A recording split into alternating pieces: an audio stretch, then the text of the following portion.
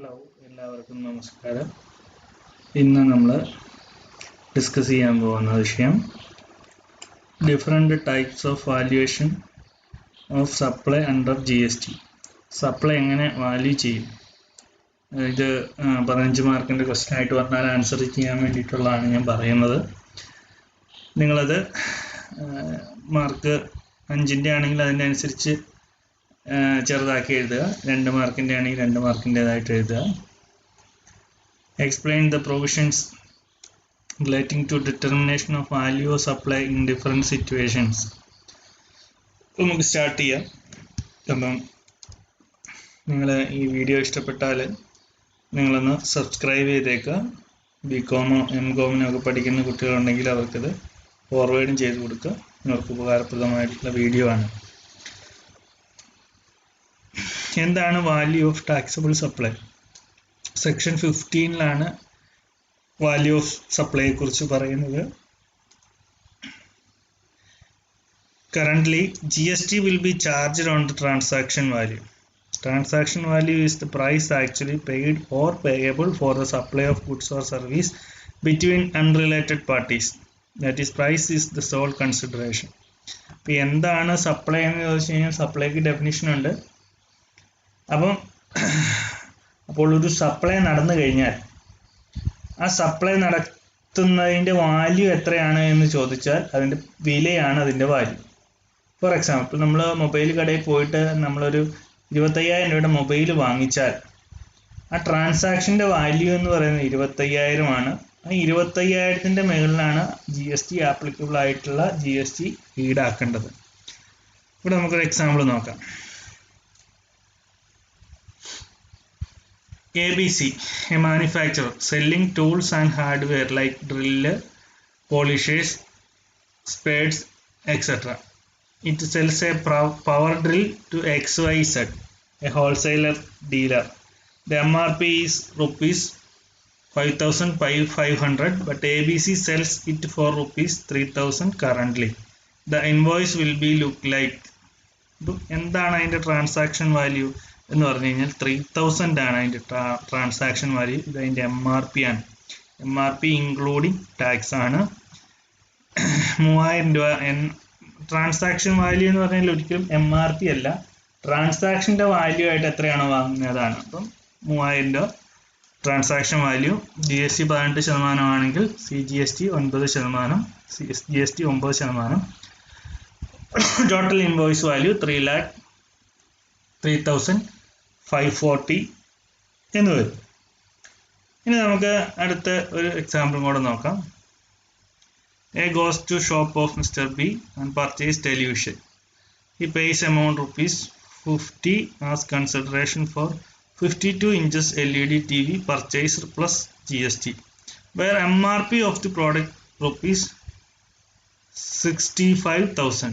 Discount offered to all buyers 15,000. As per section 15(1) of the CGST Act 2017, the value will be as per transaction value basis. Assume applicable rate of CGST 14, SGST 40, 28% ആണെന്ന് വിചാരിക്കുക. അപ്പോൾ transaction value എന്ന് പറയുന്നത് 50,000 ആണ്. അപ്പോൾ ഇതിനെയാണ് നമ്മൾ value of supply എന്ന് പറയുക.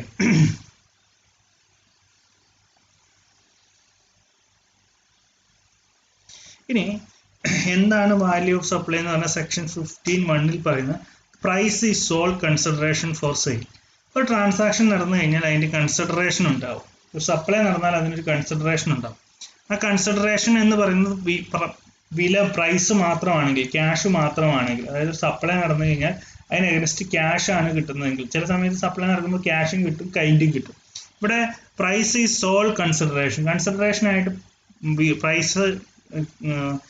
പൈസ തന്നെയാണ് കിട്ടുന്നതെങ്കിൽ എങ്ങനെയാണ് വാല്യുവേഷൻ ഉള്ളത്? Under GST the valuation is done based on the transaction value only if price is a sole consideration where supplier and the recipient are not related. ഇനി വാങ്ങുന്നയാളും വിൽക്കുന്നയാളും തമ്മിൽ റിലേറ്റഡ് പാർട്ടീസ് അല്ല, അവർ പരസ്പരം ഒരു ബന്ധമില്ലാത്ത ആളുകളാണെങ്കിൽ വിലയാണ് അതിൻ്റെ കൺസിഡറേഷൻ ആയിട്ട് വില വാങ്ങുന്നുണ്ടെങ്കിൽ ആ ട്രാൻസാക്ഷൻ വാല്യൂ ആണ് അതിൻ്റെ സപ്ലൈ ആയിട്ട് നമ്മൾ വാല്യൂ ഓഫ് സപ്ലൈ ആയിട്ട് നമ്മൾ കണക്കാക്കുക. Sole consideration means by paying GST on such consideration, there is no revenue loss to the department. ഗവൺമെന്റിന്റെ ഡിപ്പാർട്ട്മെന്റിന് റവന്യൂ ലോസ് ഒന്നും വരുന്നില്ല.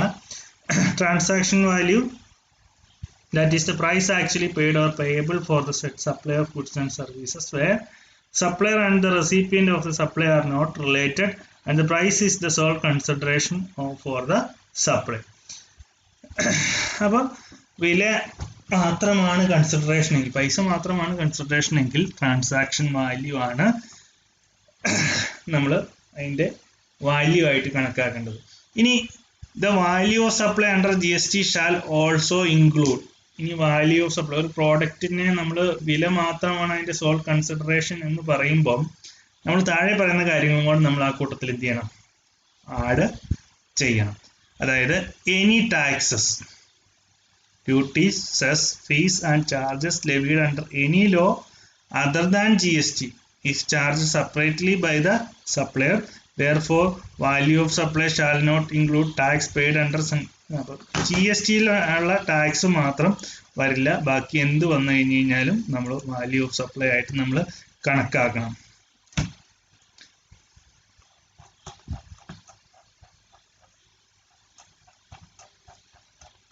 നമുക്കൊരു എക്സാമ്പിൾ നമുക്ക് നോക്കാം, എങ്ങനെയാണ് ഈ സെസ് ഒക്കെ ഇതിൻ്റെ കൂട്ടത്തിൽ ആഡ് ചെയ്ത് വരിക എന്നുള്ളത്.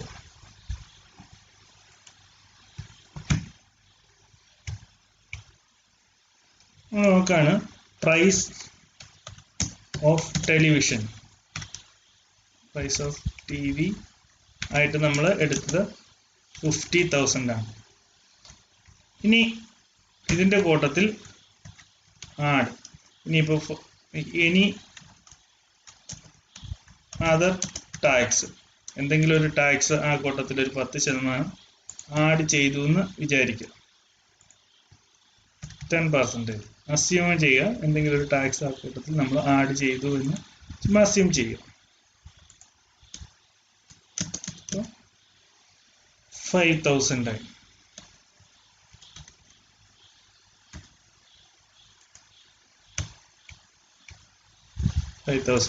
ആഡ് ചെയ്തു.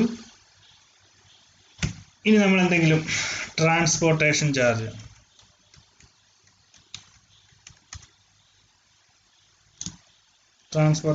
ആയിട്ട് നമ്മളൊരു 2,500 ആഡ് ചെയ്യുകയാണെന്ന് വിചാരിക്കുക. 2,500 ആഡ് ചെയ്തു. ഇനി നമ്മൾ ലോഡിങ് ആൻഡ് അൺലോഡിങ്,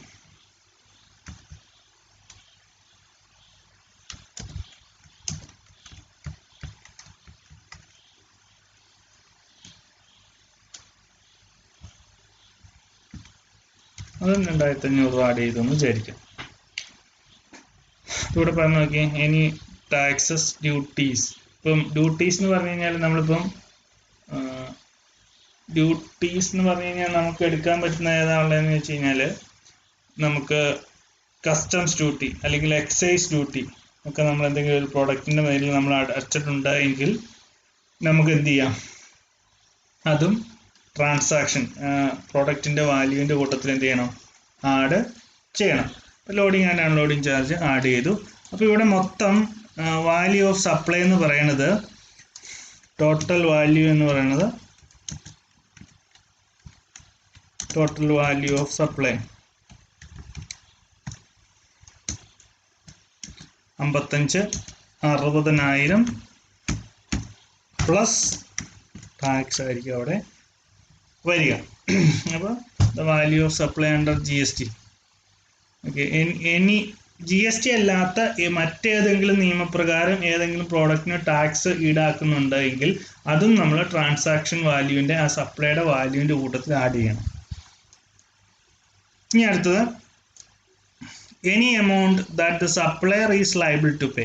അപ്പോൾ നോക്കി, any amount that the supplier എന്ന് വെച്ച് കഴിഞ്ഞാൽ സെയിൽ ചെയ്യുന്ന ആള് liable to pay in relation to such supply but which has been incurred by the recipient of supply and not included in the price actually paid or payable. എന്ന് വെച്ച് കഴിഞ്ഞാൽ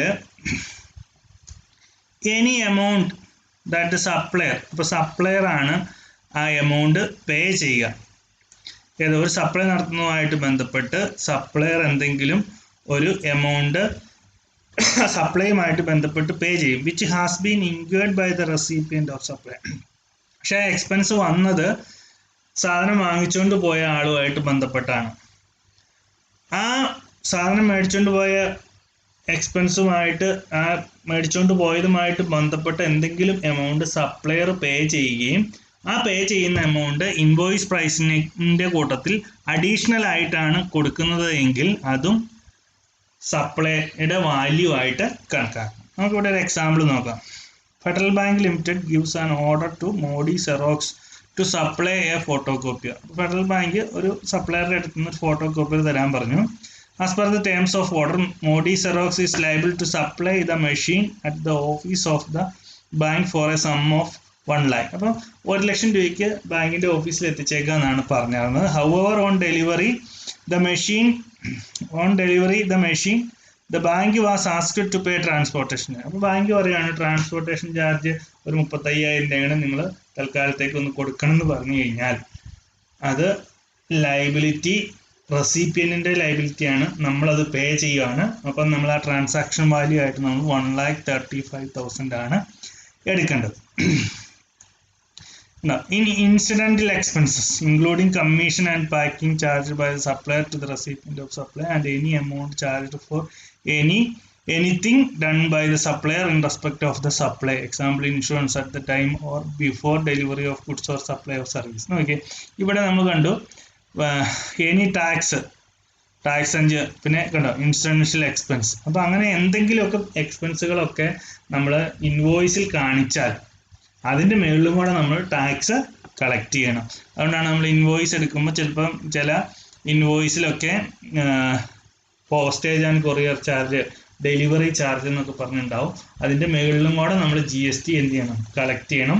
അപ്പോൾ അത് മിക്സർ സപ്ലൈ ആണോ composite supply ആണോ എന്നൊക്കെ നോക്കിയിട്ട് വേണം നമ്മൾ അതിൻ്റെ ടാക്സ് റേറ്റ് നിശ്ചയിക്കാനായിട്ട്. ഇൻട്രസ്റ്റ് ഓർ ലേറ്റ് ഫീ ഒക്കെ കളക്ട് ചെയ്ത് കഴിഞ്ഞാൽ അതിനൊക്കെ നമ്മൾ എന്ത് ചെയ്യണം, ടാക്സ് കളക്ട് ചെയ്യണം.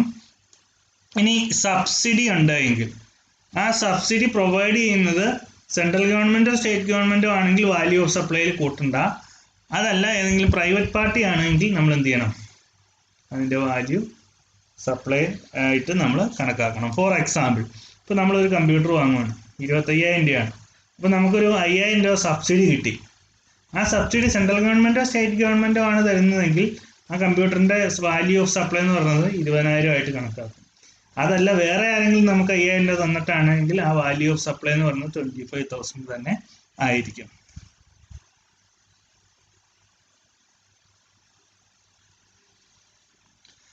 Value of consideration when value of supply when consideration not wholly in money.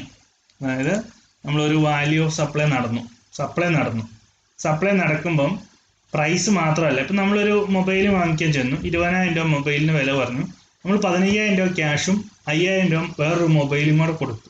അതിനെയാണ് നമ്മൾ value of supply when consideration not wholly in money. പൈസ മാത്രമല്ല കൈൻഡ് ആയിട്ടും കൂടെ നമ്മൾ കൊടുത്താൽ എങ്ങനെ വാല്യൂ ചെയ്യുന്നുള്ളതാണ്. Where the supply of good service is for a consideration not wholly money, the value of supply shall be the open market value of such supply. നമ്മൾ പറഞ്ഞ എക്സാമ്പിളിന് നമ്മൾ പറയുകയാണ് മൊബൈൽ നമ്മൾ 20,000 രൂപയാണ് വില പറഞ്ഞ് വാങ്ങിച്ചത്. അപ്പോൾ 20,000 പ്ലസ് ടാക്സ് ആണ് എങ്കിൽ ആ 15,000 നമ്മൾ ക്യാഷ് കൊടുക്കും, 5,000 രൂപ നമ്മൾ മൊബൈലും കൂടെ കൊടുത്തു കഴിഞ്ഞാൽ സപ്ലൈയുടെ വാല്യൂ എന്ന് പറയുന്നത് ഓപ്പൺ മാർക്കറ്റ് വാല്യൂ ആണ്. 20,000 രൂപ തന്നെയാണ് ആ സപ്ലൈയുടെ വാല്യൂ. അപ്പോൾ 20,000 പ്ലസ് ടാക്സ് നമ്മൾ അടയ്ക്കണം. The open market value is not available. നമ്മൾ വാങ്ങിക്കാൻ പോകുന്ന മൊബൈലിൻ്റെ ഓപ്പൺ മാർക്കറ്റ് പ്രൈസ് നമുക്ക് അറിയില്ല എന്ന് വിചാരിക്കാം. Be the sum total of consideration in money plus amount equivalent consideration not in money if such amount is known at the time of supply. ഇനി നമ്മൾ ഇങ്ങോട്ട് വാങ്ങുന്ന മൊബൈലിൻ്റെ വില നമുക്കറിയില്ല.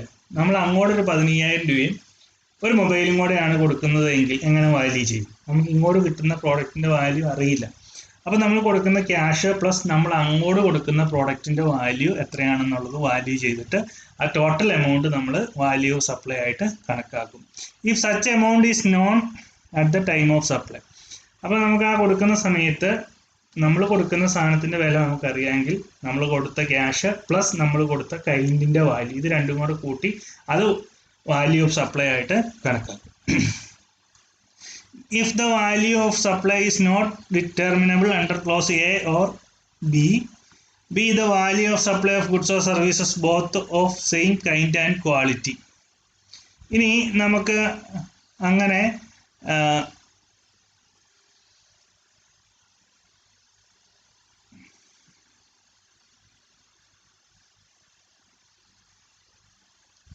ഇനി നമ്മൾ ഈ എയും ബിയും ഉപയോഗിച്ചുകൊണ്ട് നമുക്ക് വാല്യൂ ഓഫ് സപ്ലൈ കണ്ടുപിടിക്കാനായിട്ട് പറ്റിയില്ല എങ്കിൽ അതേ സെയിം കൈൻഡ് അതേപോലെയുള്ളതും അതേ സെയിം ക്വാളിറ്റിയിലുമുള്ള മറ്റേതെങ്കിലും ഒരു പ്രോഡക്റ്റിന്റെ വില നമുക്ക് കണ്ടുപിടിച്ചിട്ട് വേണമെങ്കിൽ നമുക്ക് എന്ത് ചെയ്യാം, നമുക്ക് അതിന്റെ വാല്യൂ ആയിട്ട് കണക്കാക്കാം. If the value is not determined under clause A or clause B or clause C. അപ്പം ഇവിടെ എന്താ പറയുന്നത്, എ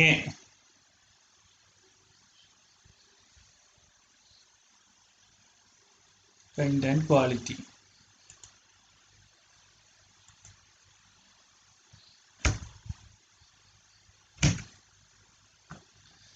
അപ്പോൾ ഒന്നെങ്കിൽ നമുക്ക് ഓപ്പൺ മാർക്കറ്റ് വാല്യൂ അറിയാമെങ്കിൽ ഓപ്പൺ മാർക്കറ്റ് വാല്യൂ എടുക്കും. ഓപ്പൺ മാർക്കറ്റ് വാല്യൂ നമുക്ക് അറിയില്ല എങ്കിൽ നമ്മൾ കൊടുക്കുന്ന കൺസിഡറേഷൻ പ്ലസ് കൈൻഡിന്റെ വാല്യൂ കൂടെ കൂട്ടും. ഇനി എയും ബിയും നമുക്ക് അപ്ലൈ ചെയ്യാൻ പറ്റിയില്ല എങ്കിൽ നമുക്ക് നമ്മൾ ഇങ്ങോട്ട് വാങ്ങുന്ന ആ പ്രോഡക്റ്റ്, നമ്മളൊരു മൊബൈലാണ് വാങ്ങുന്നത്, പുതിയൊരു കമ്പനിയുടെ മൊബൈലാണെങ്കിൽ ഇതേപോലെ സ്പെസിഫിക്കേഷനുള്ള മൊബൈലിന് മറ്റ് ബ്രാൻഡഡ് കമ്പനികൾ എന്ത് വിലയാണോ ഈടാക്കുന്നത് ആ വില നമുക്ക് വാല്യൂ ഓഫ് സപ്ലൈ ആയിട്ട് എടുക്കാം. ഇനി if the value is not determinable under clause A or clause B or clause C, ഈ മൂന്ന് വിധത്തിൽ നമുക്കിത് കണ്ടുപിടിക്കാൻ പറ്റിയില്ല എങ്കിൽ പിന്നെ നമ്മൾ വാല്യൂ ചെയ്യുന്നത് വാല്യുവേഷൻ ആസ് പെർ റൂൾ 31 എന്ത് ചെയ്യാം, നമുക്ക് വെച്ചുകൊണ്ട് നമുക്ക് വാല്യൂ ചെയ്യാം. അപ്പോൾ 31 പറയുന്നത് കോസ്റ്റ് വെച്ചുകൊണ്ട് നമുക്ക് വാല്യൂ ചെയ്യാന്നുള്ളതാണ്. Okay, illustration. A new mobile handset is supplied for 10,000. Exchanging an old phone without exchanging offer the price of handset is 25,000. What is the value of supply?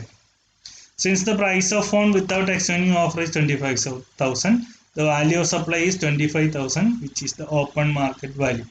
In other case, where a laptop is supplied receiving 30,000 and a mobile phone worth rupees 20,000. What is the value of supply?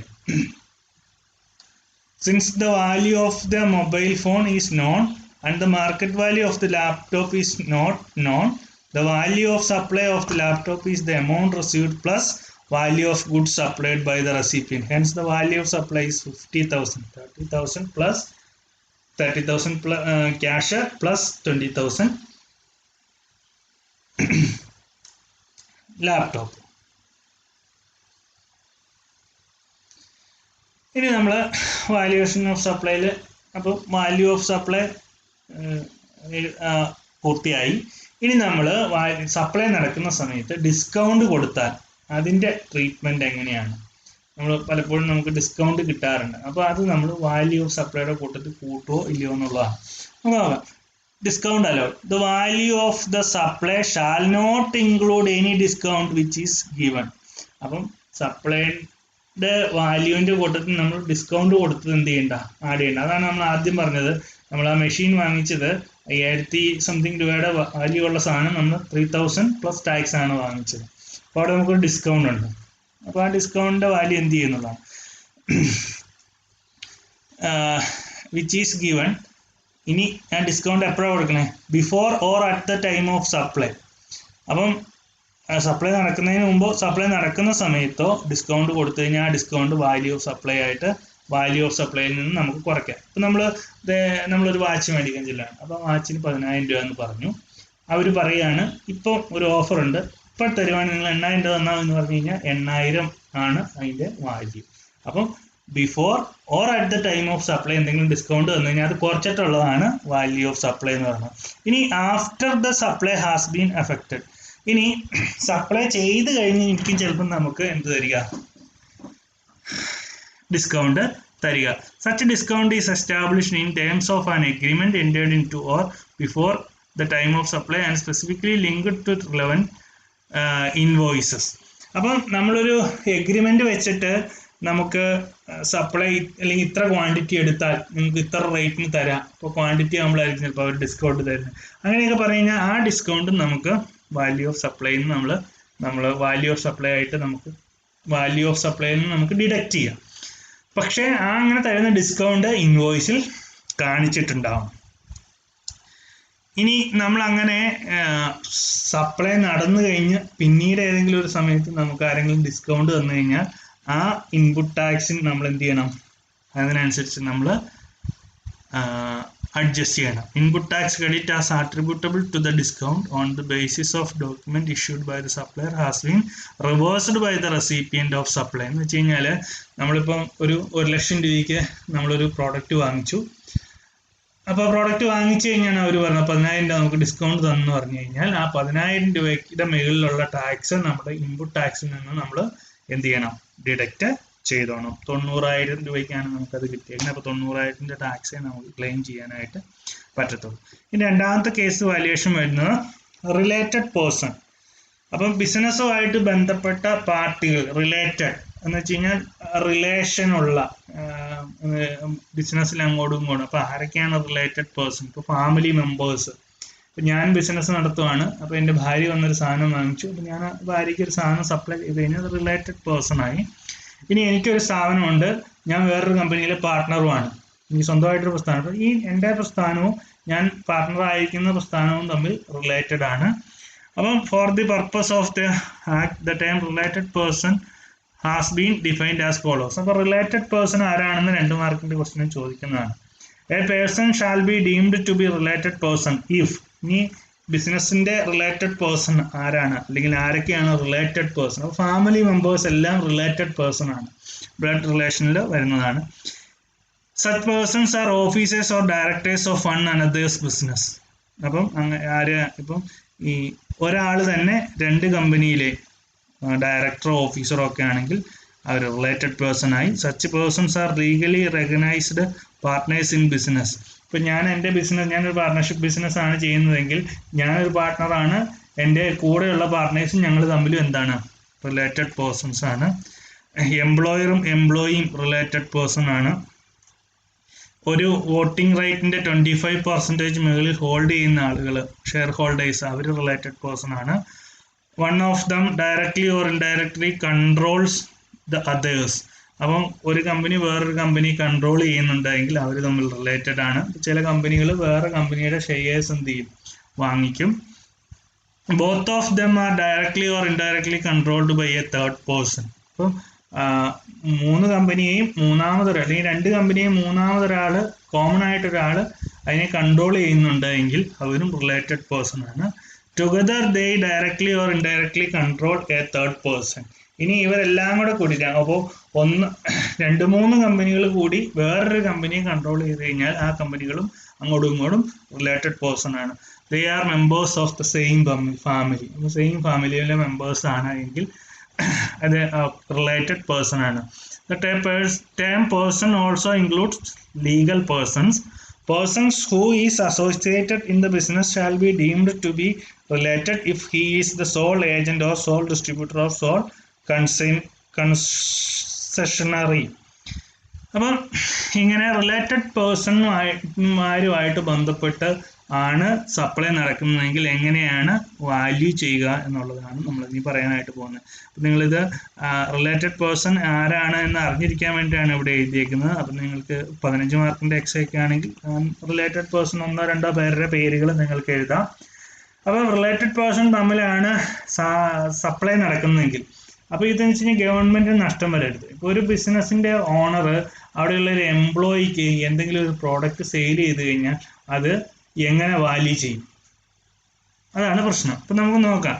The open market value of supply open market value will be the amount which is fairly available in open market. ഇപ്പോൾ open മാർക്കറ്റിൽ എന്ത് വിലയുണ്ടോ അത് തന്നെയാണ് എന്ത് ചെയ്യേണ്ടത്, value of supply ആയിട്ട് കണക്കാക്കേണ്ടത്. ഇപ്പം ഞാനൊരു സ്വർണ്ണക്കട നടത്തുകയാണ്.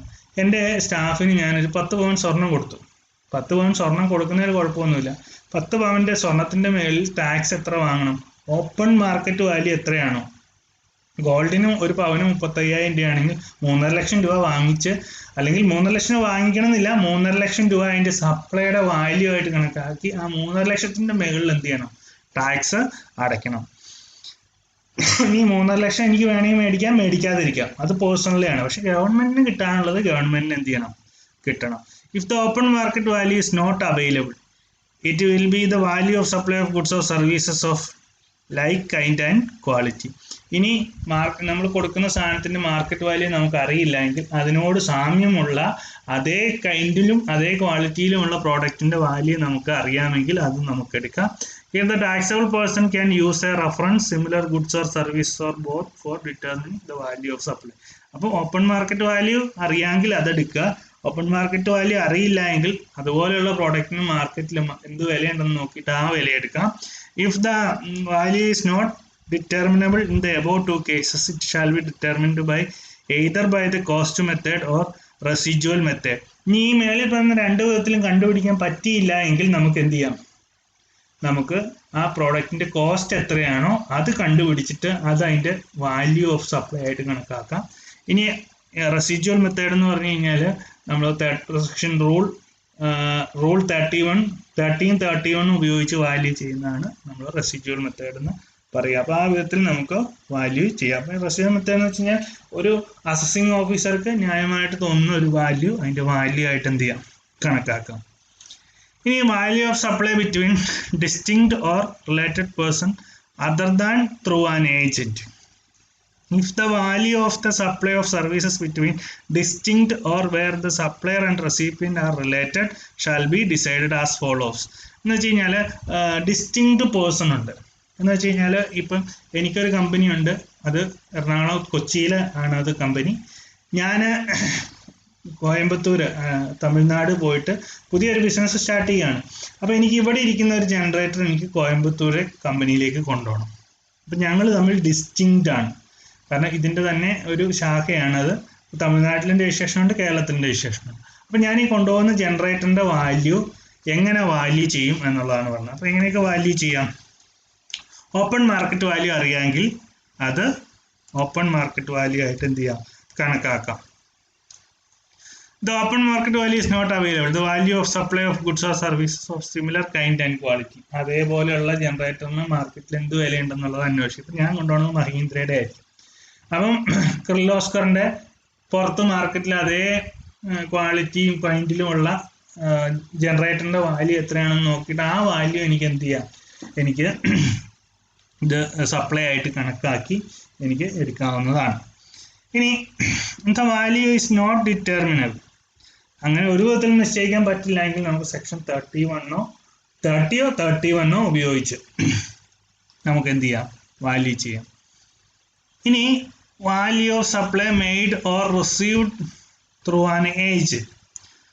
ഒരു ഏജന്റ് വഴിയാണ് നമ്മൾ സപ്ലൈ നടത്തുന്നെങ്കിൽ, ഏജന്റ് പ്രിൻസിപ്പാളിന് വേണ്ടിയിട്ട് സപ്ലൈ നടത്തുന്ന ആളാണ്. ചിലപ്പോൾ ഏജന്റ് പ്രിൻസിപ്പാളിന് വേണ്ടി സപ്ലൈ നടത്തും, പ്രിൻസിപ്പാൾ ഏജന്റിന് കൊടുക്കും, ഏജന്റ് ചിലപ്പോൾ പ്രിൻസിപ്പാളിന് കൊടുക്കും. എങ്ങനെ വാല്യൂ ചെയ്യും എന്നുള്ളതാണ്. The value of supply of goods between the principal and his agent shall be the open market value of the goods supplied, or 90% of the price charged for the supply of goods of same kind and quality to unrelated customer where the goods are intended for further supply. അപ്പോൾ ഒന്നുകിൽ നമുക്ക് open market value എടുക്കാം. ഇനി നമുക്ക് open market value നമുക്ക് അറിയില്ല എങ്കിൽ നമ്മൾ ആ പ്രോഡക്റ്റ് കസ്റ്റമർക്ക് വിൽക്കുന്ന വില എത്ര, പ്രിൻസിപ്പാൾ ഏജന്റിന് ഒരു സാധനം കൊടുത്തു, ഇപ്പോൾ പ്രിൻസിപ്പാൾ ഏജന്റിന് ഒരു കോപ്പി മെഷീൻ കൊടുത്തു, പ്രിൻസിപ്പാൾ ഏജന്റിന് ഒരു കോപ്പി മെഷീൻ കൊടുത്തു. ഇതിന്റെ വാല്യൂ എങ്ങനെ ചെയ്യുക, ഒന്നെങ്കിൽ ആ ഫോട്ടോകോപ്പി മെഷീനിന് മാർക്കറ്റിൽ എന്ത് വാല്യൂ ഉണ്ടെന്ന് നോക്കുക, അതറിയാമെങ്കിൽ ആ വാല്യൂ എടുക്കുക. അത് അറിയില്ല എങ്കിൽ ഈ ഏജന്റ് എത്ര രൂപയ്ക്കാണോ വിൽക്കുന്നത്, കസ്റ്റമർക്ക് ഇത് എത്ര രൂപയ്ക്കാണോ കൊടുക്കുന്നത്, അതിന്റെ 90% അതിന്റെ വാല്യൂ ഓഫ് സപ്ലൈ ആയിട്ട് എടുക്കാം. Where the value of supply is not determinable under clause A, the same shall be determined by the application of rule 30 and 31. In the case of certain commodities, the price will be fluctuating at every month, so that the above mentioned method may not be practical. അപ്പോൾ എല്ലായിടത്തൊന്നും ഇത് പ്രാക്ടിക്കലായിട്ട് നടക്കില്ല. ആ സമയത്ത് നമ്മൾ എന്ത് ചെയ്യണം, 30-ഓ 31-ഓ നമ്മൾ ഉപയോഗിക്കണം. അപ്പം നിങ്ങളൊരു കാര്യം പഠിക്കുമ്പോൾ ഓർത്തിരിക്കുക, എപ്പോഴും മാർക്കറ്റ് വാല്യൂ എല്ലാത്തിനകത്തും കയറി വരുന്നുണ്ട്. അപ്പം നിങ്ങൾക്ക് വാല്യുവേഷൻ ഓഫ് സപ്ലൈയിൽ ആരുടെ കേസിൽ വാല്യുവേഷൻ ഓഫ് സപ്ലൈ ചോദിച്ചാലും മാർക്കറ്റ് വാല്യൂ നിങ്ങൾക്ക് എന്ത് ചെയ്യാം, ഒരു പോയിന്റ് ആയിട്ട് എഴുതാം. പിന്നെ ഒരു വിധത്തിലും പറ്റിയില്ലെങ്കിൽ റൂൾ 13, 31 ഉപയോഗിക്കാം. ഇത് രണ്ടും കോമൺ ആണ്. അപ്പം നമുക്കൊരു എക്സാമ്പിൾ നോക്കാം. Mister X supplies coconut oil to his agent, Mr. A, who is selling oil of the same kind and quality at a price of 150 per kilogram. On the day of the supply, another independent supplier, Mr. Y, is supplying coconut oil like kind and quality to Mr. A at a price of 140 per kilogram. The value of supply made by X shall be ഒന്നെങ്കിൽ market value 140 ആയിട്ട് എടുക്കാം, അതല്ല എങ്കിൽ 135 എടുക്കാം. അതായത് അയാൾ വിൽക്കുന്ന MRPയുടെ 90%. അപ്പം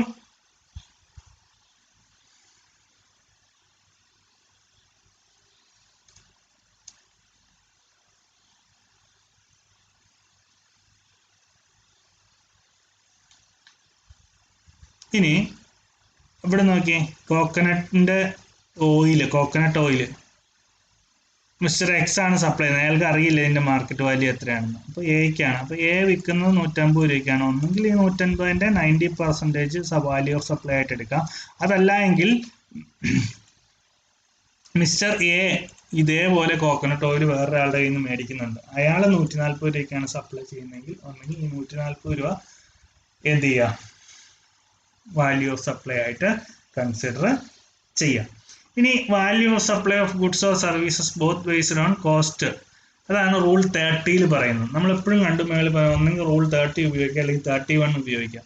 അപ്പൊ എന്താണ് റൂൾ 30? റൂൾ 30 പറഞ്ഞു, where the value of supply is not determinable by any of the preceding rule, the value shall be 110% of the cost of production or manufacture or the cost of acquisition of such goods. In the case of service, the value shall be 110% of the cost of provision of such services. എന്ന് വെച്ച് കഴിഞ്ഞാൽ നമുക്കിപ്പോൾ ഒരു വിധത്തിലും നമുക്കൊരു പ്രോഡക്റ്റിന് value ചെയ്യാനായിട്ട് പറ്റുന്നില്ല എങ്കിൽ ആ പ്രോഡക്റ്റിന്റെ കോസ്റ്റ് അറിയാമെങ്കിൽ അതിന്റെ കോസ്റ്റ് പ്ലസ് ഒരു കോസ്റ്റിന്റെ 110% വാല്യൂ ഓഫ് സപ്ലൈ ആയിട്ട് കണക്കാക്കാം. അതിനെയാണ് നമ്മൾ റൂൾ 30 പറഞ്ഞത്. അപ്പോൾ നമ്മൾ റൂൾ 30, 31 കോമൺ ആയിട്ട് പറയുന്നുണ്ട്.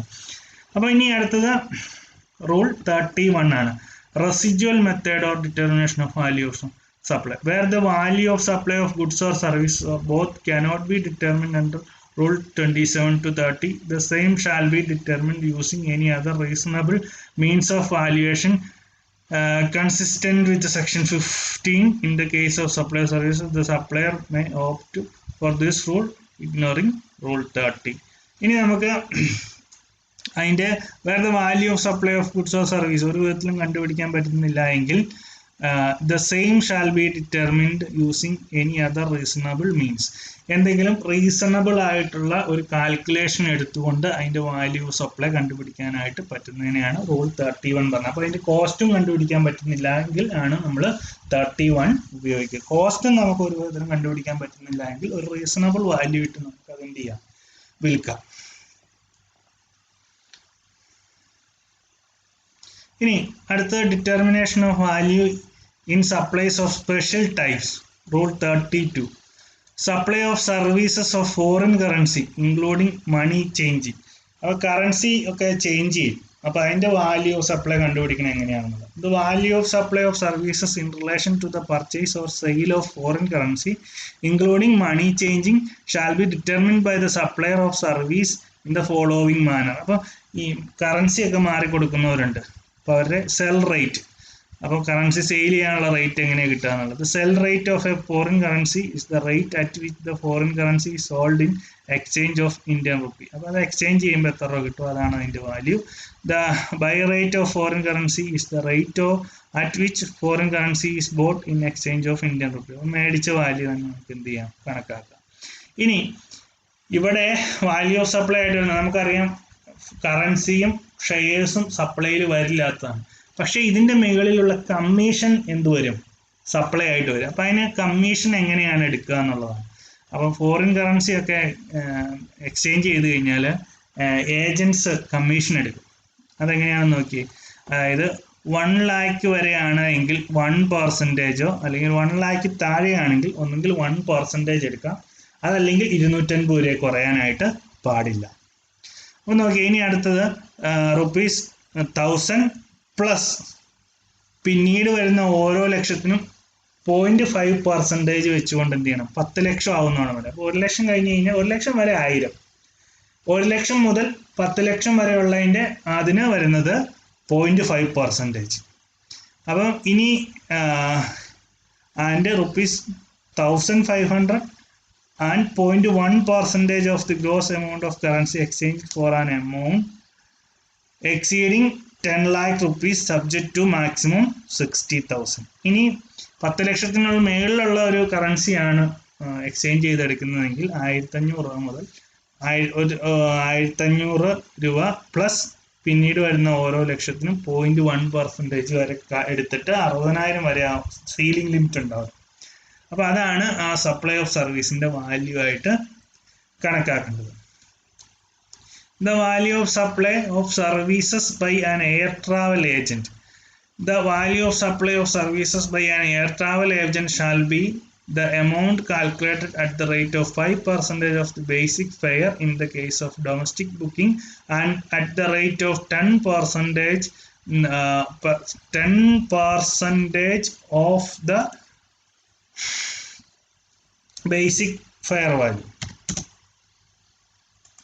of the basic. അപ്പം ഇന്ത്യക്ക് ഉള്ളിലെ യാത്രയാണ് എങ്കിൽ ബേസിക് ഫെയറിൻ്റെ ടിക്കറ്റ് വാല്യൂൻ്റെ 5%, ഇന്ത്യക്ക് വെളിയിലേക്കാണെങ്കിൽ ടിക്കറ്റ് വാല്യൂൻ്റെ 10% കമ്മീഷനായിട്ട് എന്ത് ചെയ്യാം, വാല്യൂ ആയിട്ട് എടുക്കാം. Value of supply of service in life insurance. The gross premium charged from a policy holder reduced by the amount allocated for investment or savings on behalf of the policyholder if such an amount is intimated to the policyholder at the time of supply of service. അപ്പോൾ ആ പോളിസിയുമായിട്ട് ബന്ധപ്പെട്ട ആ policy എടുത്താൽ ഒരാൾക്ക് വിറ്റാൽ എത്രയാണ് commission എന്ന് പറഞ്ഞിട്ടുണ്ടാവും. അപ്പോൾ അത് നമുക്ക് വാല്യൂ ഓഫ് സപ്ലൈ ആയിട്ട് കണക്കാക്കാം. In case of single premium annuity policies other than mentioned above 10% of B of single premium charge from the policy holder. അപ്പോൾ സിംഗിൾ പ്രീമിയം ഒക്കെ ആയിട്ടാണ് അടയ്ക്കണമെങ്കിൽ 10% commission. In all other cases 25% of the premium charge from the policy holder in the first year and 12.5% of premium charge from the policy holder subsequent year. അപ്പോൾ ആദ്യത്തെ പ്രാവശ്യം 25% commission എടുക്കാം, കമ്മീഷനായിട്ട് കണക്കാക്കാം. പിന്നീടുള്ള ഓരോ വർഷവും 12%. Taxable supply in buying and selling second hand goods. Second hand goods നമ്മൾ വിൽക്കുകയോ വാങ്ങുകയോ ചെയ്യുമ്പോൾ എങ്ങനെയാണ് വാല്യൂ ചെയ്യുക എന്നുള്ളതാണ്.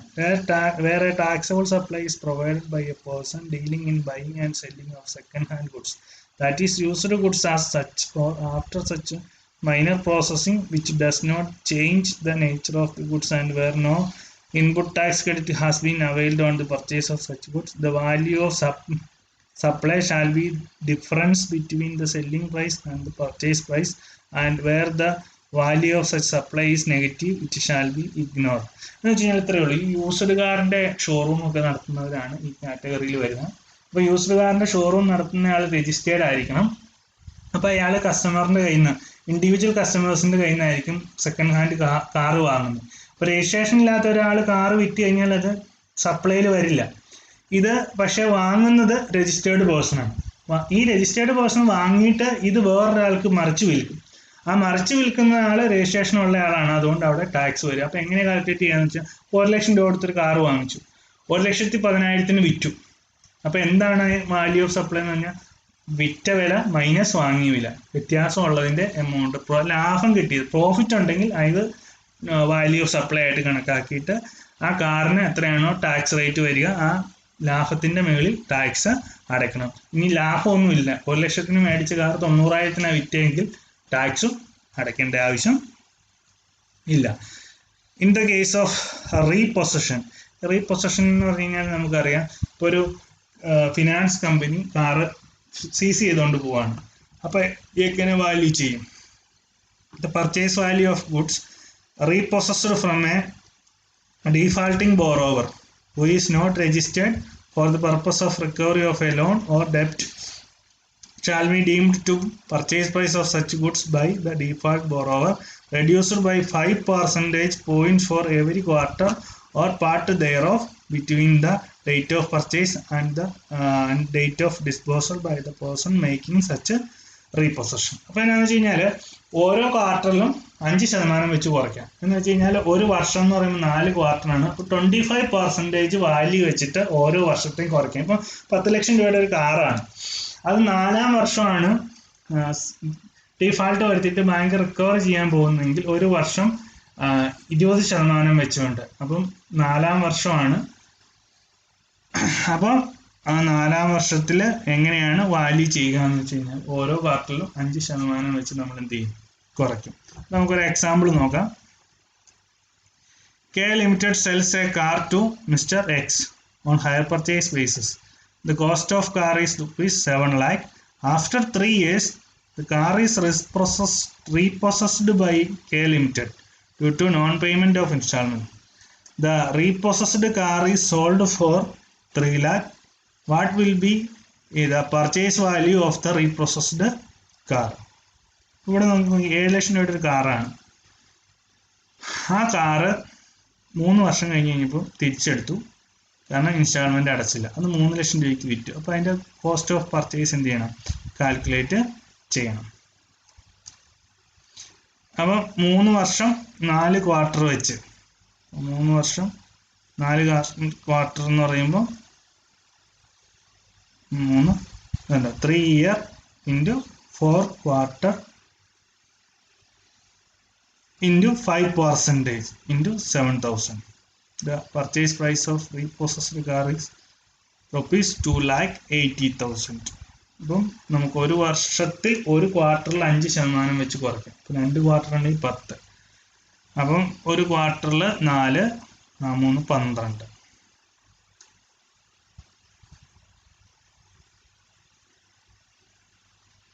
അപ്പോൾ 3 വർഷം എന്ന് പറയുമ്പോഴത്തേക്കും 60% ഡിപ്രീസിയേഷൻ ആയിട്ട് എന്ത് ചെയ്യും? പോകും. അപ്പോൾ 6 7 42 8 50. അപ്പോൾ അതിൻ്റെ 30% ഉള്ളൂ വാല്യൂ. 7 ലക്ഷത്തിൻ്റെ 30%. കാരണം ഒരു ക്വാർട്ടറിൽ, ഒരു ഇയറിൽ 4 ക്വാർട്ടർ വെച്ച് 3 ക്വാർട്ടർ എന്ന് പറയുമ്പോഴത്തേക്ക് എത്ര വരും? 4 ക്വാർട്ടർ എന്ന് പറയുമ്പോഴത്തേക്കും ഒരു വർഷം 3 12. ഒരു വർഷം 20% വെച്ചിട്ട് 3 വർഷം 60%. 60% വാല്യൂ കുറയും, ബാക്കി 40%. 7 ലക്ഷത്തിന് 40%, 4 7 28. ഒരു വർഷം 20% വെച്ച് അതിൻ്റെ വാല്യൂ കുറയ്ക്കണം. അങ്ങനെ 3 വർഷം എന്ന് പറയുമ്പോൾ 20 × 3 60%. 6 7 42. 4,20,000 രൂപ വാല്യൂ കുറയ്ക്കണം, പോയിട്ട് 280. അപ്പം ഒരു റീപൊസിഷൻ നടത്തി കഴിഞ്ഞാൽ അങ്ങനെയാണ് നമ്മൾ വാല്യൂ ചെയ്യുക. ഇനി the value of token, voucher, coupon or stamp. The value of token, voucher, coupon or stamp other than postage stamp which is redeemable against a supply of goods or service. അപ്പോൾ നമ്മൾ coupon കൊടുത്ത് എത്ര രൂപയുടെ സാധനം വാങ്ങുന്നുണ്ടോ ആ വാങ്ങുന്ന സാധനത്തിൻ്റെ value ആണ് ആ കേസിൽ വാല്യൂ ഓഫ് സപ്ലൈ ആയിട്ട് നമ്മൾ കണക്കാക്കുക. ഇനി value of supply of services in case of pure agent. Pure agent നമ്മൾ ഡീറ്റെയിൽഡ് ആയിട്ട് നമ്മൾ ഡിസ്കസ് ചെയ്യുന്നുണ്ട്. നെക്സ്റ്റ് വീഡിയോയിൽ നമ്മൾ പ്യുവർ ഏജൻറ്റിൻ്റെയാണ്. അപ്പോൾ പ്യുവർ ഏജൻറ്റ് ആണെങ്കിൽ എങ്ങനെയാണ് വാല്യൂ ചെയ്യുക? While determining the value of supply, the expenditure or cost inward by a supplier as a pure agent of the recipient of supply shall be excluded from the value of supply if all the following conditions are satisfied. അപ്പം pure agent എന്ന് പറഞ്ഞാൽ for example ഇപ്പം നമ്മൾ import ചെയ്യുകയാണ്, നമ്മൾ ചൈനയിൽ നിന്ന് ഒരു കണ്ടെയ്നർ പ്ലൈവുഡ് നമ്മൾ ഇമ്പോർട്ട് ചെയ്യുകയാണ്. അപ്പോൾ ഇത് കൊച്ചിയിലെ പോർട്ട് ടെസ്റ്റിൽ വരും, പോർട്ടിലാണ് വരുന്നത്, കൊച്ചിൻ പോർട്ടിലാണ് വരിക. അപ്പോൾ കൊച്ചിൻ പോർട്ടിൽ വന്നു കഴിയുമ്പോൾ നമ്മളൊരു ഏജന്റിനെ വെച്ചേക്കാണ് ഇത് ക്ലിയർ ചെയ്ത് മേടിക്കാനായിട്ട്, നമുക്ക് സമയമില്ലാത്തതുകൊണ്ട്. അപ്പോൾ ആ ഏജന്റ് ക്ലിയറിങ്ങുമായിട്ട് ബന്ധപ്പെട്ട് നമ്മളൊരു എഗ്രിമെന്റ് വെച്ചിട്ടുണ്ട് ഇത് ക്ലിയർ ചെയ്യാൻ പറഞ്ഞുകൊണ്ട്. അപ്പോൾ അവിടെ നമ്മൾ ഇത് അടയ്ക്കേണ്ടി വരും, കസ്റ്റംസ് ഡ്യൂട്ടി അടയ്ക്കേണ്ടി വരും, GST അടയ്ക്കേണ്ടി വരും. അപ്പോൾ അതുമായിട്ട് ബന്ധപ്പെട്ട ട്രാൻസ്പോർട്ടേഷൻ ചാർജ് നമ്മൾ കൊടുക്കേണ്ടി വരും, അവിടുത്തെ എന്തെങ്കിലും ലോഡിങ് ചാർജ് ഉണ്ടെങ്കിൽ നമ്മളത് കൊടുക്കേണ്ടി വരും. അപ്പം നമ്മുടെ ഏജന്റ് നമ്മുടെ കയ്യിൽ നിന്ന് അവിടെ ചിലവായ ആക്ച്വൽ പ്രൈസ് മാത്രമേ മേടിക്കുന്നുള്ളൂ എങ്കിൽ വാല്യൂ ഓഫ് സപ്ലൈ ആയിട്ട് അത് എന്ത് ചെയ്യണ്ട, കണക്കാക്കണ്ട. If the supplier acts as a pure agent of the recipient of the supply when he makes the payment to the third party on authorization by such recipient. അപ്പോൾ നമ്മൾ അയാളെ authorise ചെയ്തേക്കണതാണ്, expense ഉണ്ടായാൽ നിങ്ങൾ meet ചെയ്തോ, ആ പൈസ ഞങ്ങൾ തന്നേക്കാം. The payment made by the agent on behalf of the recipient of supply has been separately indicated the invoice issued by the agent to the recipient of service. അപ്പോൾ അയാൾ നമുക്കൊരു ഇൻവോയ്സ് ഇഷ്യൂ ചെയ്യുന്ന സമയത്ത് അയാളുടെ സർവീസ് ചാർജ് കൂട്ടാണ്ട് actual അയാൾക്കുണ്ടായ expense എഴുതിയിട്ടുണ്ടാവണം. The supply procured by the pure agent from the third party are in addition to his own service. The supplies procured by the pure agent from the third party are in addition to his own services. Supplies procured by the pure agent. അപ്പം ഇനി ഈ പറയുന്ന service മൂന്നാമതൊരാളിൽ നിന്ന് അയാൾ എടുത്തതായിരിക്കും, അയാളുടെ സേവനം കൂടാണ്ട്. അതായത് ഇപ്പം നമ്മൾ ക്ലിയറിംഗ് ഏജന്റിനെ ഏൽപ്പിച്ചു കഴിഞ്ഞാൽ ക്ലിയറിംഗ് ഏജന്റ് അവിടെ കസ്റ്റംസ് ഡ്യൂട്ടി അടയ്ക്കണം, GST അടയ്ക്കണം. അപ്പോൾ അത് രണ്ടും നമ്മൾ എന്ത് ചെയ്യണം, തിരിച്ചു കൊടുക്കണം. ഇനി അത് കൂടാണ്ട് നമ്മൾ അയാളോട് പറയുകയാണ് നിങ്ങളൊരു ട്രാൻസ്പോർട്ടറെ വിളിച്ചിട്ട് ഒരു ലോറിക്കാരനെ വിളിച്ചിട്ട് ആ വണ്ടിയിൽ ഈ സാധനം കൊടുത്തു വിടണം. അപ്പോൾ ആ ട്രാൻസ്പോർട്ടേഷൻ കൊണ്ടുവരുന്ന ലോറിക്കാരൻ അതിൻ്റെ പൈസ ഏജന്റാണ് കൊടുക്കുന്നതെങ്കിൽ അപ്പോൾ ഈ 3 എക്സ്പെൻസുകളും എന്ത് ചെയ്യും, നമ്മൾ റീഫണ്ട് കൊടുക്കും. അപ്പോൾ ഇത് അതിൻ്റെ വാല്യൂ ഓഫ് സപ്ലൈ ആയിട്ട് എന്ത് ചെയ്യണ്ട, കണക്കാക്കണ്ട. പക്ഷേ ഈ ലോറി ഡ്രൈവർ ലോറിക്കാരൻ തരുന്ന വാങ്ങുന്ന പൈസ ഇപ്പോൾ 30,000 രൂപയാണെങ്കിൽ ആ 30,000 രൂപ നമ്മൾ എന്ത് ചെയ്യാൻ പറ്റുള്ളൂ, പ്യുവർ ഏജന്റ് വാങ്ങിക്കാൻ പറ്റുള്ളൂ. പ്യുവർ ഏജന്റ് ട്രാൻസ്പോർട്ടേഷൻ 40,000 വാങ്ങിച്ചു കഴിഞ്ഞാൽ അത് അഡീഷണൽ ആണ്. അപ്പോൾ അതിൻ്റെ വാല്യൂ ഓഫ് സപ്ലൈയിൽ അയാളുടെ വാല്യൂ ആയിട്ട് അത് കണക്കാക്കും. തേർഡ് പേഴ്സൺ പ്രൊവൈഡ് ചെയ്ത ഒരു സർവീസ്, അപ്പം നമ്മൾ അയാളോട് ക്ലിയറിങ് എടുക്കാൻ പറഞ്ഞു, അയാൾ ക്ലിയർ ചെയ്തു. നമ്മളോട് അദ്ദേഹത്തോട് പറഞ്ഞു ഇനി നിങ്ങൾ ഒരു ട്രാൻസ്പോർട്ടറുടെ കയ്യിൽ ഇത് കൊടുത്തു വരണം. അപ്പോൾ ട്രാൻസ്പോർട്ടർ തേർഡ് പേഴ്സൺ ആണ്. ആ തേർഡ് പേഴ്സൻ്റെ ട്രാൻസ്പോർട്ടേഷൻ ചാർജ് ഈ ഏജന്റ് ആയിരിക്കും കൊടുക്കുന്നത്. ആ ഏജന്റ് 30,000 രൂപ കൊടുത്തു, ആ 30,000 നമ്മുടെ കയ്യിൽ നിന്ന് വാങ്ങിച്ചു കഴിഞ്ഞാൽ അത് വാല്യൂ ഓഫ് സപ്ലൈയിൽ വരില്ല. അതേസമയം ഈ ട്രാൻസ്പോർട്ടർ 30,000 രൂപ വാങ്ങിച്ചു, ഏജന്റ് നമ്മളോട് 40,000 വാങ്ങിച്ചു കഴിഞ്ഞാൽ അത് വാല്യൂ ഓഫ് സപ്ലൈയിൽ വരികയും ചെയ്യും. അപ്പം നമ്മൾ നോക്കേണ്ടത് ഇത്രയേ ഉള്ളൂ. അപ്പോൾ അയാളുടെ ഈ ക്ലിയറിംഗ് ഏജന്റ് ഒരു കമ്മീഷൻ എടുത്തു കഴിഞ്ഞാൽ അത് വാല്യൂ ഓഫ് സപ്ലൈ ആണ്. ക്ലിയറിംഗ് ഏജന്റ് ഒരു ട്രാൻസ്പോർട്ടറെ വിളിച്ചു നമ്മുടെ അടുത്ത് സാധനം എത്തിച്ചു, അതിനകത്ത് അയാൾ ഒരു മാർജിൻ ഇട്ടിട്ടുണ്ട് എങ്കിൽ അതും വാല്യൂ ഓഫ് സപ്ലൈയിൽ വരും. അതല്ല പ്യുവർ ഏജന്റ് ആയിട്ട് ആക്ട് ചെയ്യുന്ന ആള് അയാൾക്ക് ഉണ്ടായ എക്സ്പെൻസ് അതുപോലെ നമ്മൾ ഇന്ന് മേടിക്കാണ് ചെയ്തേക്കുന്നതെങ്കിൽ അത് വാല്യൂ ഓഫ് സപ്ലൈയിൽ വരില്ല. Rate of exchange of currency for determination of value rule 434.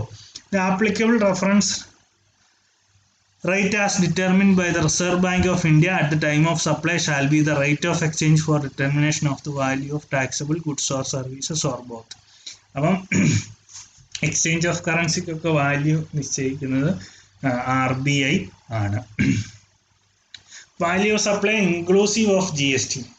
ഇനി വാല്യൂ ഓഫ് സപ്ലൈ ഇപ്പം ഇൻക്ലൂഡിങ് GST ആണ് എങ്കിൽ ടാക്സബിൾ വാല്യൂ കണ്ടുപിടിക്കാനായിട്ടുള്ള ഫോർമുലയാണ് tax amount is equal to value inclusive of taxes into rate of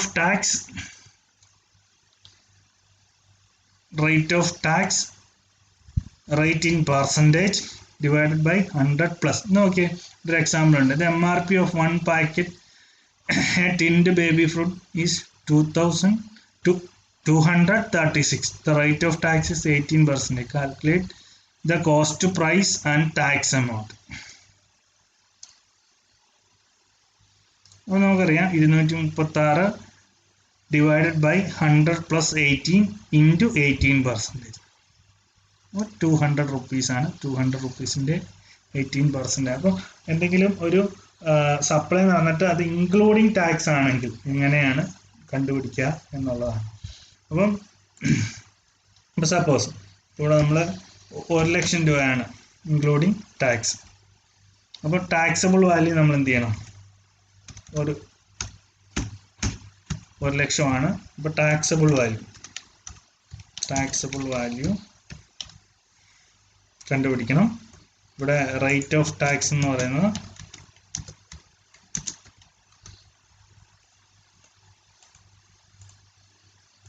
18% ആണെന്ന് വിചാരിക്കും. ഇവിടെ taxable value is equal to 1 lakh divided by 100 plus 118 കിട്ടും. എന്നിട്ട് നമ്മൾ ടാക്സബിൾ വാല്യൂ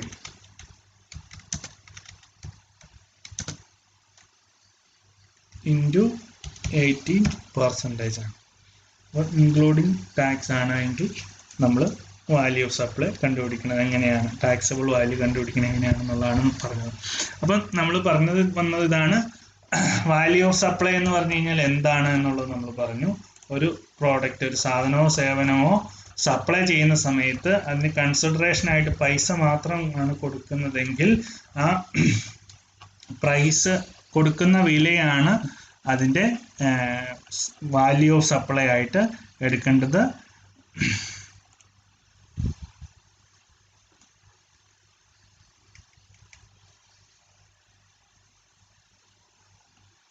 അപ്പോൾ നമുക്കൊന്ന് സമ്മറൈസ് ചെയ്യാം.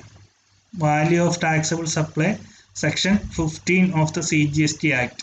നമ്മൾ നോക്കേണ്ടതാണ് പ്രൈസ് ഹാസ് സോൾ കൺസിഡറേഷൻ.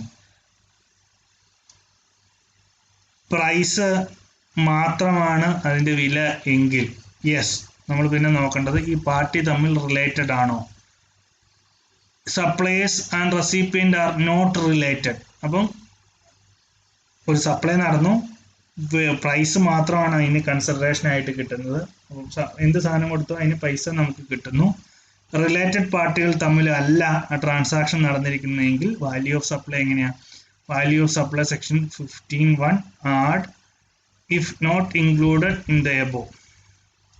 അപ്പോൾ നമ്മൾ കണ്ടു, ഒരു 10,000 രൂപയുടെ മൊബൈൽ നമ്മൾ വിൽക്കുകയാണ്. അപ്പോൾ ആ മൊബൈൽ വിൽക്കുന്ന സമയത്ത് 10,000 രൂപയും പൈസയായിട്ട് ക്യാഷായിട്ട് നമുക്ക് കിട്ടുവാണ്. ഇനി വാങ്ങിക്കാൻ വന്നയാളും വിറ്റയാളും തമ്മിൽ റിലേറ്റഡ് പാർട്ടിയാണോ എന്ന് നോക്കും. അല്ല എങ്കിൽ value of supply transaction value 10,000 എടുക്കും. അതിൻ്റെ കൂട്ടത്തിൽ എന്തെങ്കിലും ടാക്സ്, GST അല്ലാത്ത എന്തെങ്കിലും ടാക്സ് ഉണ്ടെങ്കിൽ അത് ആഡ് ചെയ്യും. ഇനി എന്തെങ്കിലും റെസിപ്പിയൻ്റ് ഓഫ് സപ്ലയർക്ക് വേണ്ടിയിട്ട് എന്തെങ്കിലും എമൗണ്ട് മീറ്റ് ചെയ്തിട്ടുണ്ടോ എന്ന് നോക്കും, അത് ആഡ് ചെയ്യണം. എന്തെങ്കിലും കമ്മീഷനോ പാക്കിംഗ് ചാർജ് അങ്ങനെ ഉണ്ടെങ്കിൽ അത് ആഡ് ചെയ്യണം. ഇൻട്രസ്റ്റോ ലേറ്റ് ഫീയോ ഉണ്ടെങ്കിൽ അത് ആഡ് ചെയ്യണം. എന്തെങ്കിലും സബ്സിഡി ഉണ്ടെങ്കിൽ അത്, ഗവൺമെൻറ് സബ്സിഡി അല്ലാത്ത എന്തെങ്കിലും സബ്സിഡി ഉണ്ടെങ്കിൽ അതും ആഡ് ചെയ്യണം. അതിൽ നിന്നും ഡിസ്കൗണ്ട് എന്തെങ്കിലും കൊടുക്കുന്നുണ്ടെങ്കിൽ കുറയ്ക്കണം. ബാലൻസ് ഉള്ള എമൗണ്ടിൻ്റെ മേളിലാണ് നമ്മൾ GST കാൽക്കുലേറ്റ് ചെയ്യേണ്ടത്. ഇനി സപ്ലൈ നടന്നു, പ്രൈസ് മാത്രമല്ല, അതിൻ്റെ ക്യാഷ് പ്ലസ് കൈൻഡും കൂടെ ഉണ്ട്. അപ്പോൾ നമ്മൾ എന്ത് ചെയ്യും? Value of supply as per section 15(4) read with CGST rule 2010. Rule 27 value of supply of goods or services where the consideration is not wholly in money. Open market value നോക്കും, sum total of consideration equal to money. അപ്പോൾ cash plus കൈൻഡും കൂടെ add ചെയ്യും. അതേപോലെയുള്ള same പ്രോഡക്റ്റിൻ്റെ വില എത്രയാണെന്നുള്ളത് നോക്കും. അതും പറ്റിയില്ല എങ്കിൽ നമ്മൾ റൂൾ 31 എടുക്കും. ഇനി ഡിസ്റ്റിങ്ക്ട് പേഴ്സണും റിലേറ്റഡ് പേഴ്സണും തമ്മിലാണ് എങ്കിൽ നമ്മൾ റൂൾ 28 നോക്കണം. Rule 20 value of goods made or received through an agent വഴി, ഏജന്റും പ്രിൻസിപ്പാളും തമ്മിലാണ് എങ്കിൽ rule 29. Rule 30 value of supply of goods or service or both based on cost പ്രൈസിലാണ് വാല്യൂ ചെയ്യുന്നതെങ്കിൽ റൂൾ 30 നോക്കണം. റൂൾ 31 റെസിജ്വൽ മെത്തേഡ് നമുക്ക് എന്തെങ്കിലും റീസണബിൾ ആയിട്ട് നമുക്ക് എന്ത് ചെയ്യാം? വാല്യൂ ചെയ്യാം. ഇനി സപ്ലൈ നടക്കുന്നത് റിലേറ്റഡ് പേഴ്സണും ആണ് എങ്കിൽ, റിലേറ്റഡ് പേഴ്സൺ തമ്മിൽ ട്രാൻസാക്ഷൻ നടക്കുമ്പോൾ പ്രൈസ് മാത്രമല്ല, പ്രൈസും ക്യാഷും കൈൻഡും ഉണ്ടെങ്കിൽ ഈ റൂൾ ചെയ്യണം. ഇനി റിലേറ്റഡ് പേഴ്സൺ തമ്മിൽ ബൈ ക്യാഷ്, കൺസിഡറേഷൻ ക്യാഷ് ആണെങ്കിലും ക്യാഷ് ഇല്ലെങ്കിലും ഏത് വെച്ചിട്ട് തന്നെ വാല്യൂ ചെയ്യണം, ഈ വാല്യുവേഷൻ റൂൾ തന്നെയാണ് അപ്ലൈ ചെയ്യേണ്ടത്. അപ്പോൾ എല്ലാവരും നോട്ട് നോക്കിയിട്ട് കൃത്യമായിട്ട് വായിക്കുക, വായിച്ച് നോക്കുക. ഞാൻ എക്സാമ്പിളൊക്കെ എഴുതിയിട്ടുണ്ട്. എന്തെങ്കിലും ഡൗട്ട് ഉണ്ടെങ്കിൽ നമുക്ക് ഫേസ് ടു ഫേസ് കാണുമ്പോൾ നമുക്ക് മീറ്റ് ചെയ്തുകൊണ്ട് നമുക്ക് ഡൗട്ട്സ് ക്ലിയർ ചെയ്യാവുന്നതാണ്. അപ്പോൾ എല്ലാവർക്കും ഒരിക്കൽ കൂടി ഓൾ ദി വെരി ബെസ്റ്റ്. നമ്മളിന്ന് പഠിച്ചത് different types of valuation of supply under GST, അല്ലെങ്കിൽ explain the provisions relating to determination of value of supply in different situation. അപ്പോൾ ഇതൊരു 15 മാർക്കിൻ്റെ ക്വസ്റ്റ്യനാണ് ആയിട്ട് ആൻസർ ചെയ്തേണ്ടത് എങ്ങനെയാണെന്നുള്ളതാണ് ഞാൻ പറഞ്ഞത്. മാർക്ക് കുറയുന്നതിനനുസരിച്ച് നിങ്ങൾ ഇതിൻ്റെ എക്സ്പ്ലനേഷൻ കുറച്ച് എഴുതിയാൽ മതി.